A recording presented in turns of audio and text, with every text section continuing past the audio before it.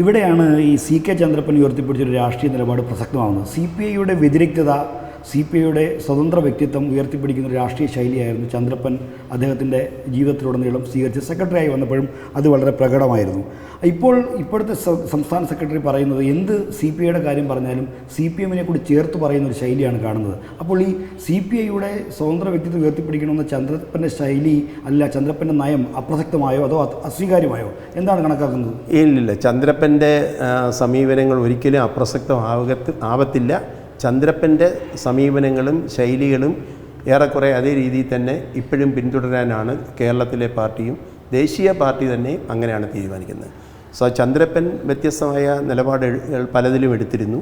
അതിൻ്റെയൊക്കെ ഫലമായി പിന്നെ കേരളത്തിലെ കമ്മ്യൂണിസ്റ്റ് പാർട്ടിക്ക് ചന്ദ്രപ്പൻ പാർട്ടിയുടെ സംസ്ഥാന സെക്രട്ടറി ആയിട്ട് വരുന്ന സമയത്ത് ഒരു വലിയ ഊർജം ലഭിക്കുകയും ചെയ്തിരുന്നു. അല്ല, ഈ സി പി ഐയുടെ വ്യതിരിക്തത, സി പി ഐ ഒരു സ്വതന്ത്ര പാർട്ടിയാണ് എന്നൊരു ഐഡൻറ്റിറ്റി നിലനിർത്തുന്ന തരത്തിലുള്ള ഒരു ഇടപെടൽ സി പി ഐയിൽ നിന്ന് പലപ്പോഴും ഉണ്ടാകാത്തത് എന്തുകൊണ്ടാണ്?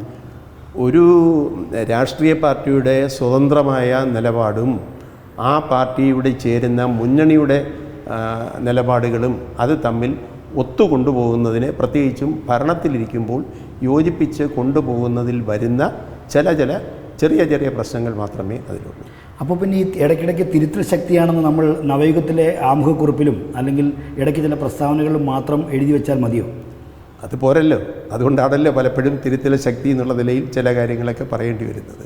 എഴുതി വെച്ചതുകൊണ്ട് കാര്യമില്ലല്ലോ. വാക്കും പ്രവൃത്തിയും ഒരുപോലെ വരുമ്പോഴല്ലേ അത് പ്രായോഗിക തലത്തിൽ വരുന്നത്. അപ്പോൾ ഈ വാക്കും പ്രവൃത്തിയും പലപ്പോഴും ഒരുപോലെ വരുന്നില്ല, അതുകൊണ്ടാണ് ഈ ചോദ്യം ഉദിച്ചത്. വാക്കും പ്രവൃത്തിയും ഒരുപോലെ വന്നില്ലെങ്കിൽ അത് താഴോട്ടുള്ള അണികളും പ്രവർത്തകരുമൊക്കെ അത് ചോദിക്കും. ഈ അങ്ങ് പാർട്ടിയുടെ ദേശീയ എക്സിക്യൂട്ടീവ് അംഗമാണ്, കേരളത്തിലെ ഏറ്റവും സീനിയറായൊരു നേതാവാണ്.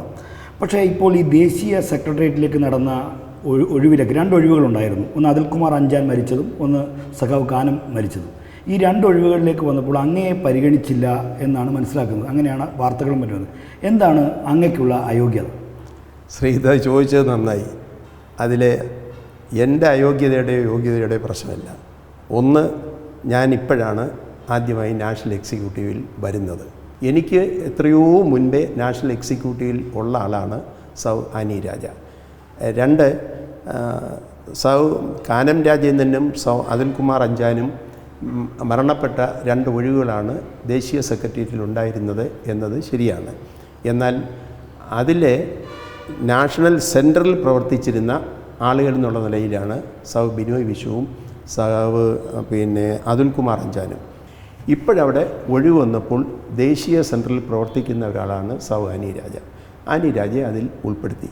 ആനിയെ ഉൾപ്പെടുത്തിയത് പാർട്ടിയുടെ ദേശീയ സെൻട്രൽ ഡൽഹി കേന്ദ്രമായി നിന്ന് പ്രവർത്തിക്കുന്ന ഒരു നല്ല പ്രവർത്തക. മണിപ്പൂരിൽ സംഭവം ഉണ്ടായപ്പോൾ ഓടിയെത്തി. മറ്റെവിടെയെങ്കിലും ജാർഖണ്ഡിൽ വിഷയം ഉണ്ടായപ്പോൾ അവിടെ പോയി.